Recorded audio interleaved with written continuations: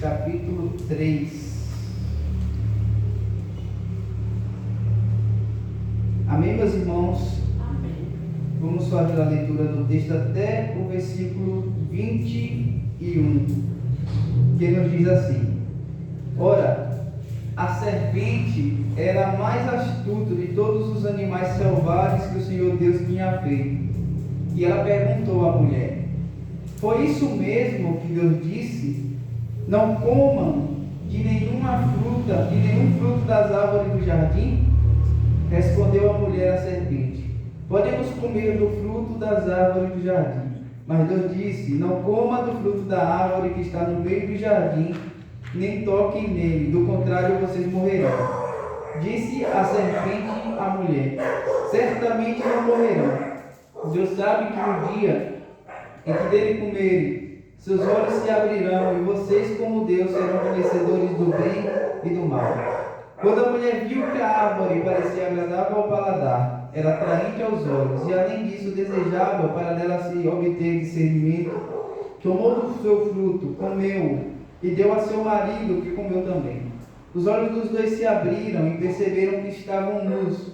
Então juntaram folhas de figueira para cobrir-se. Ouvindo o homem e sua mulher os passos do Senhor Deus que andava pelo jardim e quando soprava a brisa do dia, esconderam-se da presença do Senhor Deus entre as árvores do jardim. Mas o Senhor Deus chamou o homem e perguntando: Onde está você? E ele respondeu: Ouvi teus passos no jardim e fiquei com medo porque estava nu. Por isso me escondi. E Deus perguntou: Quem lhe disse que você estava nu? Você comeu do fruto da árvore da qual lhe proibi comer? Disse o homem: Foi a mulher que me deste por companheira, que me deu do fruto da árvore e eu comi. O Senhor Deus perguntou então à mulher: O que foi que você fez? Respondeu a mulher: A serpente me enganou e eu comi. Então o Senhor Deus declarou à serpente: Uma vez que você fez isso, maldita é você entre todos os rebanhos domésticos e entre todos os animais selvagens. Sobre o seu ventre você rastejará e pó comerá todos os dias da sua vida. Por inimizade entre você e a mulher, entre a sua descendência e o descendente dela. Este lhe ferirá a cabeça e você lhe ferirá o calcanhar. A mulher lhe declarou: Multiplicarei grandemente o seu sofrimento na gravidez. Com sofrimento você dará à luz filhos. Seu desejo será para o seu marido e ele a dominará. E ao homem declarou: Visto que você deu ouvidos à sua mulher e comeu do fruto da árvore da qual eu lhe ordenara que não comesse, maldita é a terra por sua causa. Com sofrimento você se alimentará dela todos os dias da sua vida. Ela lhe dará espinhos e ervas daninhas, e você terá que alimentar-se das plantas do campo. Com o suor do seu rosto você comerá o seu pão, até que volte à terra, visto que dela foi tirado, porque você é pó, e ao pó voltará. Adão deu à sua mulher o nome de Eva, pois ela seria a mãe de toda a humanidade. O Senhor Deus fez roupas de pele, e com elas vestiu Adão e sua mulher. Oremos. Bondoso Senhor, no nome de Jesus, nós pedimos que o Teu Espírito nos conduza nesta palavra. Que o Senhor nos abra o entendimento e que o Teu Espírito traga clareza aos nossos corações para que possamos sair daqui edificados e fortalecidos por Tua palavra. Que nós venhamos compreender, Senhor, a Tua santa palavra e que nós venhamos aplicá-la em nosso coração. É o que nós te pedimos e te exaltamos no nome de Jesus. Amém. Amém. Graças a Deus. Meus irmãos, Gênesis capítulo 3 é um texto que fala muito, que explica muito sobre a situação atual da humanidade. Quando nós olhamos para o mundo, muitas vezes nos perguntamos: por que é que o mundo é tão mau? Por que é que as pessoas fazem o que fazem? Como é que as pessoas têm a capacidade de fazer o mal sem mesmo ter peso na consciência ou algo do tipo? E quando nós olhamos esse capítulo 3 de Gênesis, o capítulo 3 de Gênesis nos revela as motivações pelas quais o homem é da forma que é. Esse capítulo, ele fala sobre o primeiro pecado, ou o pecado original que o homem cometeu contra Deus. Esse texto nos diz que por meio de Adão, o pecado entrou no mundo e consequentemente corrompeu toda a humanidade. Quando nós fazemos o esboço desse mecânico, nós podemos dividi-lo em 4 partes muito importantes. A primeira parte, ela se encontra dos versos 1 aos versos 7, que fala sobre a tentação e a queda. Quando nós fazemos a leitura desses 7 versículos, nós vamos encontrar aqui nessa nossa leitura, em primeiro lugar, a serpente, ou Satanás, questionando a palavra de Deus. Satanás colocando em crédito aquilo que Deus falou para a mulher e para o seu esposo, que a mulher que Deus falou para Adão e consequentemente para sua esposa Eva. Ela começa perguntando se de fato Deus havia proibido que eles comessem de todas as árvores do jardim. E a mulher diz: não, Deus proibiu que a gente comesse apenas do fruto da árvore que está no meio do jardim, a árvore que dá o conhecimento do bem e do mal, porque do dia que dessa comer, certamente nós morreremos. E a serpente se apresenta para Adão e para Eva como uma meia verdade. Ela diz bem assim: certamente você não morrerá. O que Deus está querendo impedir é que vocês sejam iguais a eles, conhecedores do bem e do mal. Também nós encontramos, dentre esse bloco de versículos, desses 7 versículos, Eva e também o seu esposo Adão comendo do fruto proibido e desobedecendo a uma ordem direta dada por Deus, lá no capítulo 2, dos versos 16 e 17. E por fim, a consequência da desobediência é que os olhos dos dois se abrem e eles começam a perceber que estavam nus. No último versículo, versículo 25 do capítulo 2, a Bíblia faz questão de dizer que o homem e a mulher viviam nus, mas não se envergonhavam, não sentiam vergonha. Depois que eles comeram desse fruto proibido, do qual a Bíblia não fala qual é, muitos trazem a figura de uma maçã, outros tentam explicar de forma até esquisita o que era esse fruto, mas a Bíblia não especifica que fruto era. Só diz que Deus havia proibido de comer um fruto e eles comeram e desobedeceram a Deus. Por conta disso, seus olhos se abriram e eles começaram a perceber que estavam nus. Começaram a enxergar a sua nudez. A segunda verdade que nós encontramos aqui é a confrontação que vem da parte de Deus. Deus, em primeiro lugar, ele busca o homem. Ele pergunta onde o homem está. Ele chama o homem: onde você está? E aí Adão aparece e diz: eu estava nu, e porque eu tive medo, eu me escondi. E Deus pergunta: quem foi que disse para você que você estava nu? Por acaso você comeu do fruto da árvore que eu proibi você de comer? E ali Adão vai pegar e vai começar a culpar Eva por conta dele ter comido fruto. Ele diz: foi a mulher que me deste por companheira, que me deu do fruto e eu comi. E aqui, meus irmãos, nós encontramos muito isso em nossas vidas. São os resquícios que Adão trouxe para nós. Porque muitas vezes nós não temos a hombridade de assumir os nossos compromissos ou as consequências de nossas escolhas. Quantas pessoas por aí, e até mesmo eu e você, não culpamos alguém por algo que nós fizemos por conta de desobediência? Quantas vezes, quando nos encontramos diante de um confronto direto de Deus, nós queremos justificar as nossas más escolhas, culpando A e B, e sempre terceirizando a culpa? Foi isso que Adão fez. Adão culpou Eva. E aí, quando Deus perguntou a Eva por que ela havia feito aquilo, Eva pegou e tirou também o seu carro da linha do trem e disse: não fui eu, foi a serpente que me enganou e eu comi. E aí nós encontramos a terceira verdade que esse texto nos fala, que são as maldições e também a promessa que vem da parte de Deus. E isso se encontra dentro do bloco de versículos que estão no versículo 14 ao versículo 19.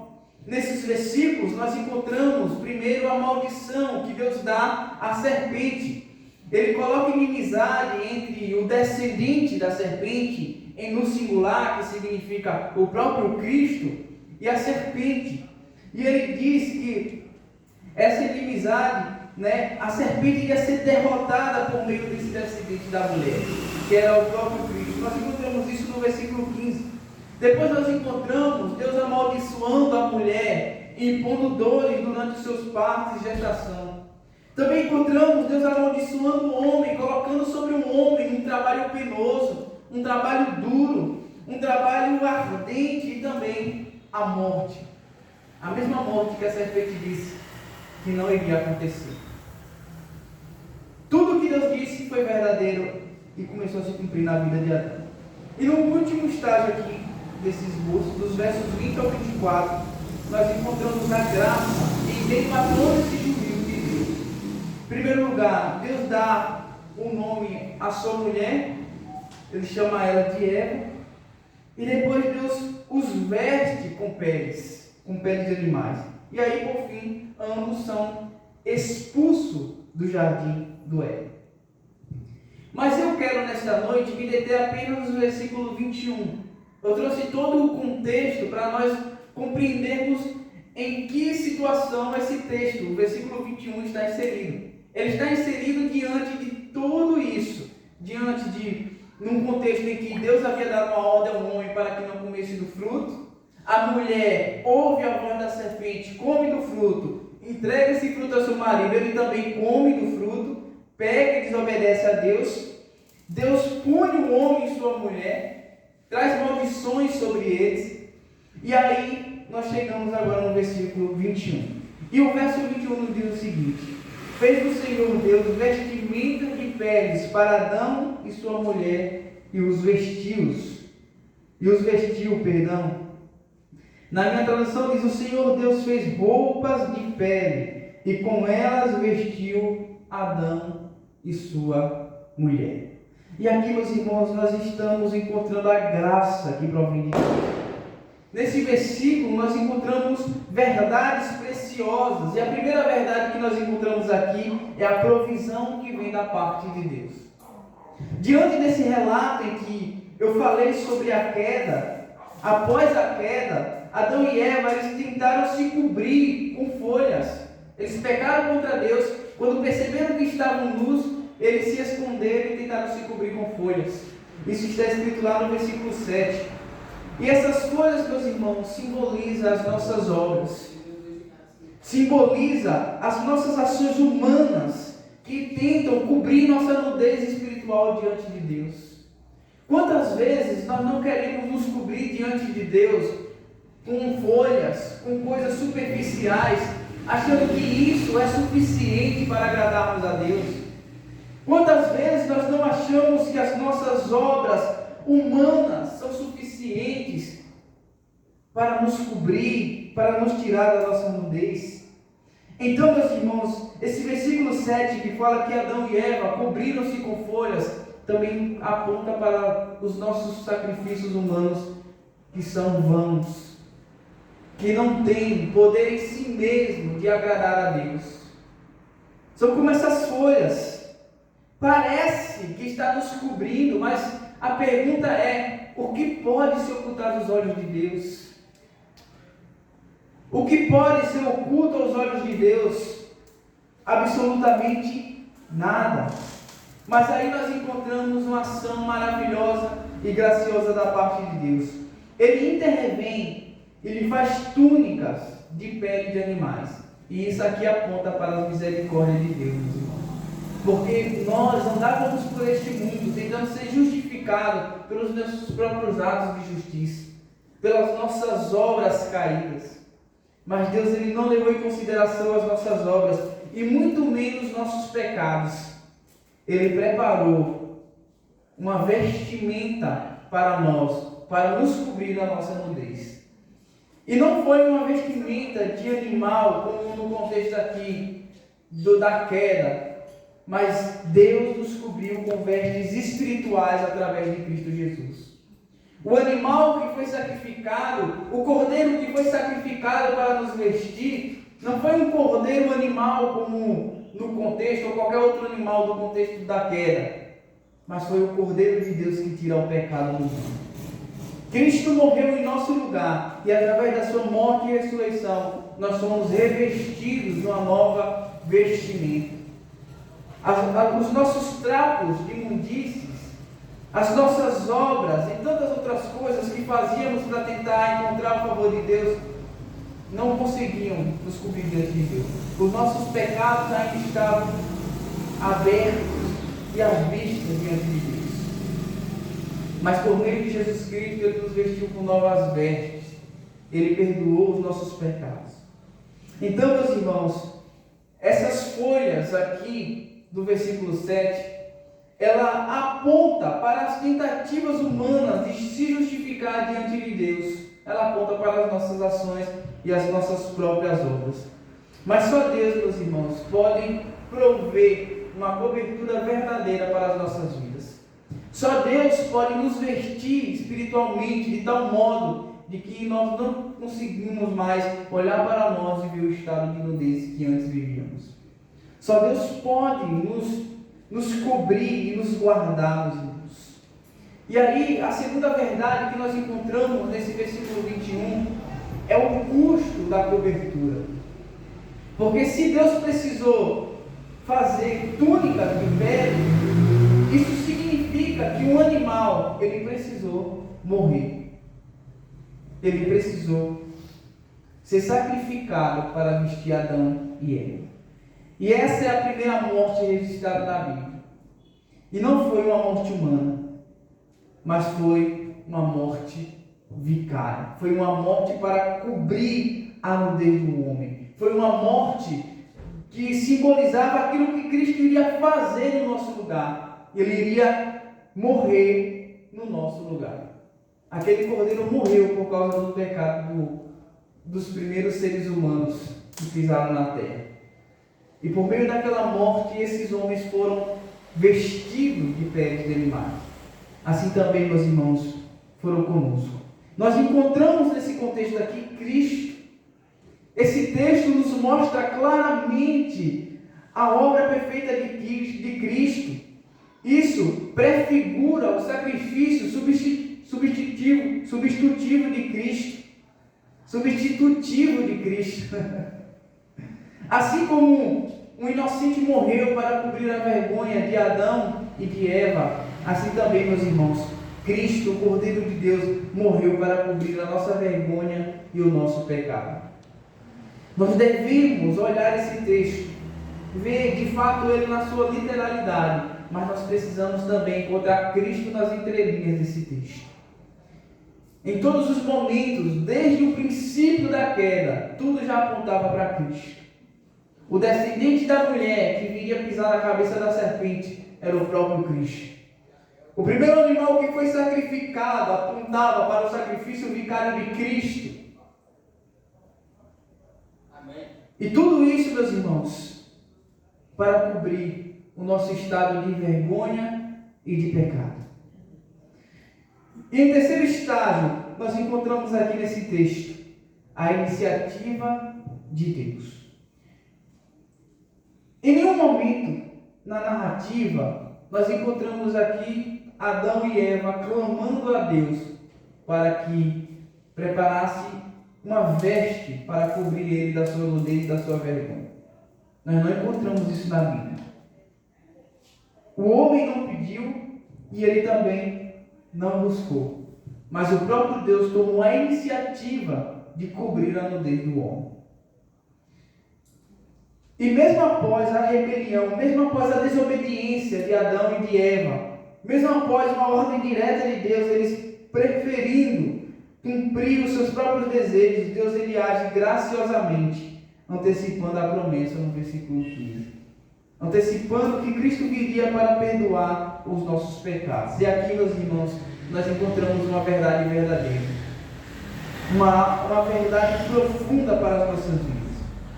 É que a salvação, ela é pela graça soberana de Deus, e não por nós e nem pelas nossas obras. A redenção começa com Ele e não conosco, conforme nós enxergamos em Efésios, no capítulo 2, versos 4 e 5.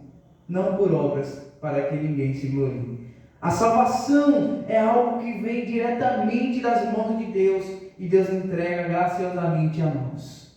E se Deus nos entrega, meus irmãos, essa salvação, nós podemos descansar nessa certeza de que nós somos salvos.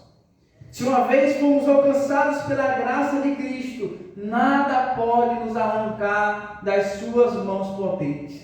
Nada pode nos arrancar da mão de Deus. Porque é Deus que toma a iniciativa de salvar o homem. E uma vez salvo, meus irmãos, eu lhes garanto, salvo para sempre. Nada pode nos arrancar do amor e da graça de Deus. E para nós finalizarmos, nós devemos refletir sobre esse texto. Será, meus irmãos, que nós ainda estamos tentando nos cobrir com folhas, com obras humanas? Será que nós estamos tentando se justificar diante de Deus através das nossas ações? Será que nós nos sentimos importantes quando fazemos aquilo que é o nosso dever fazer? Será que há vaidade em nós? Nós devemos fazer essa reflexão, porque nem obras, e nem religião, e nem moralismo consegue salvar ou justificar o homem diante de Deus. Nada disso consegue cobrir a culpa dos nossos pecados. Pelo contrário, é mais fácil nós aumentarmos o número dos nossos pecados quando tentamos nos justificar diante de Deus através das nossas obras, através dos nossos atos de justiça ou através da nossa religiosidade. Meus irmãos, nós precisamos abrir nossos olhos para nós não cairmos nessa fraqueza de nos apegarmos à religiosidade, ao tradicionalismo, a coisas que não têm valor em si mesmo, se estiverem fora de Cristo. Com isso, eu não estou dizendo que nós não devemos valorizar as coisas boas do passado. Eu não estou dizendo que as nossas tradições não são importantes. Eu estou dizendo que nós não podemos nos agarrar a um tradicionalismo exacerbado, a uma religiosidade exacerbada e pensar que por conta disso estamos agradando a Deus e estamos tirando a culpa dos nossos pecados. A salvação, meus irmãos, ela vem por meio da graça. Então não há por que nós tentarmos nos justificar diante de Deus, nos cobrindo com folhas. Nós devemos, meus irmãos, olhar para o que Hebreus, capítulo 9, versículo 22 nos diz, que só o sangue de Cristo é suficiente. Nós devemos orar? Sim. Nós devemos buscar a face de Deus? Sim. Nós devemos viver em comunhão? Sim. Mas o que salva é o sangue de Cristo e não essas coisas. Fazer isso que nós fazemos é resultado da obra perfeita de Deus sobre nossas vidas. Ele tirou as folhas que estavam sobre nós e colocou sobre nós a nova vestimenta que foi produzida pelo Cordeiro de Deus. Então nós devemos analisar nosso coração e ver se nós ainda estamos tentando nos cobrir com folhas. É como aquele povo da igreja da Galácia, que estava vivendo na graça de Deus, vivendo o Evangelho de Cristo, mas estava tentando também trazer coisas do judaísmo para seu contexto. Era como se eles estivessem dizendo: é a obra de Cristo, é o sangue de Cristo e mais essas obras. É o sangue de Cristo e mais a circuncisão. É o sangue de Cristo e mais outras tantas coisas. Mas, meus irmãos, nós devemos confiar plenamente na obra redentora de Cristo. É pelo sangue de Cristo que nós somos justificados. E só o sangue de Cristo já nos é suficiente. Nós não precisamos de nada mais além do sangue de Cristo. Nós não precisamos do sangue de Cristo e tentar ajudar Cristo com as nossas obras. As nossas obras, meus irmãos, devem ser consequência de nós termos entendido quem nós somos agora em Cristo Jesus. O apóstolo Paulo, ele diz lá em Romanos capítulo 6, ele primeiro faz uma pergunta retórica: O que diremos então? Continuaremos pecando? Ele faz uma pergunta retórica. Ele mesmo responde: de modo algum, ou é claro que não. E qual é a perspectiva de Paulo? Porque nós agora morremos para o nosso pecado. Então a mudança que há em nossas vidas é consequência dessa morte para o pecado e dessa nova vida para Cristo. Então, meus irmãos, nós devemos analisar nosso coração e ver se de fato estamos na graça de Deus ou estamos tentando nos cobrir com folhas. A segunda aplicação para as nossas vidas é que a cruz é a verdadeira túnica de pele. Aquilo que foi feito lá no princípio, que Deus fez para cobrir Adão e Eva, aponta para a cruz, que é a verdadeira túnica de pele.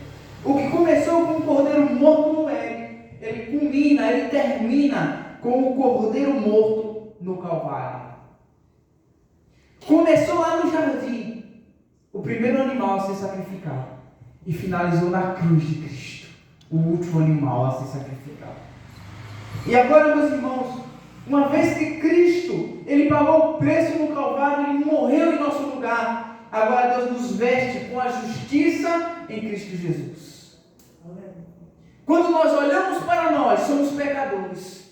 Quando nós olhamos para nós, somos imperfeitos. Quando nós olhamos para nós, não há nada em nós mesmos que agrade a Deus. Mas através de Cristo, Deus nos veste da justiça. E mesmo sendo pecadores, mesmo sendo imperfeitos, mesmo sendo miseráveis, nós somos justos por causa da justiça de Cristo.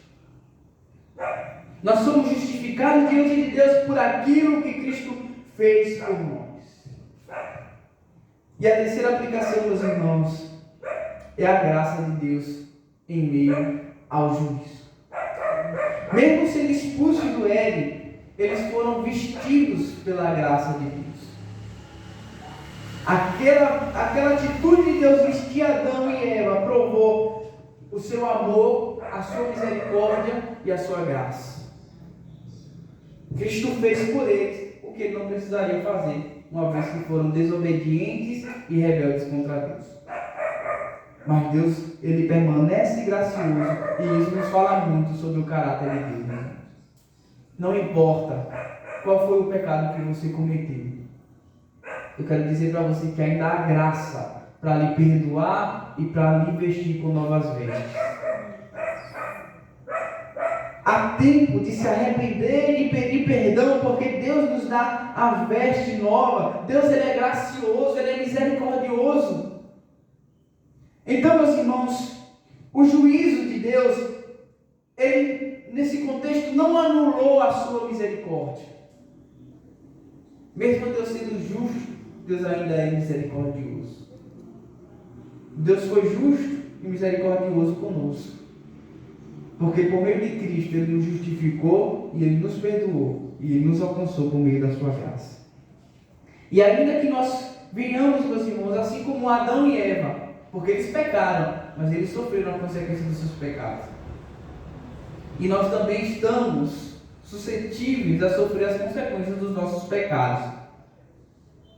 E nós devemos entender que se nós estamos sofrendo por causa dos nossos pecados, Deus permanece bom e justo. Mas veja que verdade maravilhosa. Mesmo que nós soframos a consequência dos nossos pecados, em Cristo nós somos acolhidos, cobertos e restaurados. E essa é uma verdade, meus irmãos, que ninguém pode tirar de nós. Então que nós iremos olhar para esse texto de Gênesis e não somente enxergar a dureza, o juízo de Deus diante do pecado, mas que nós iremos também enxergar a graça, o amor e as misericórdias de Deus.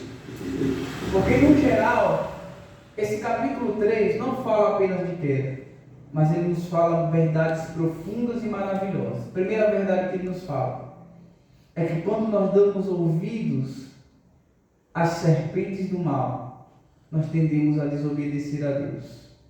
A segunda verdade é que quando nós desobedecemos a Deus, nós sofremos as consequências dos nossos pecados. E a terceira verdade é que, aonde abundou o pecado, superabundou a graça de Deus em nossas vidas. Amém, meus irmãos? Então vamos nos colocar sobre os pés, vamos exaltar nosso Deus por sua graça e por sua misericórdia, por seu amor sem fim. Porque mesmo diante da desobediência do homem, Deus ele permaneceu fiel, misericordioso e gracioso. E assim também é, meus irmãos, em nossas vidas. Deus é misericordioso e gracioso para cada um de nós. Oremos a Deus. Bondoso Senhor, no nome de Jesus nós oramos a Ti e Te glorificamos por Teu amor e por Tua graça. Ó Senhor, obrigado por esse texto tão profundo e tão verdadeiro para as nossas vidas.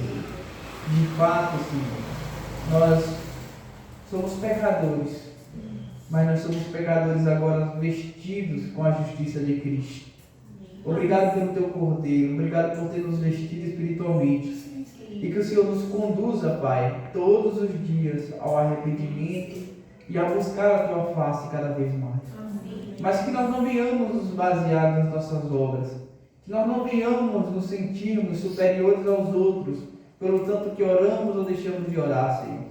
Mas que nós venhamos orar porque somos graves e temos sede da Tua presença.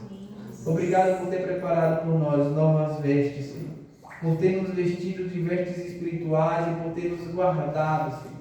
Obrigado por Tua graça ter nos alcançado. O Senhor foi ao encontro de cada um de nós aqui, Senhor, e nos trouxe para a Tua presença.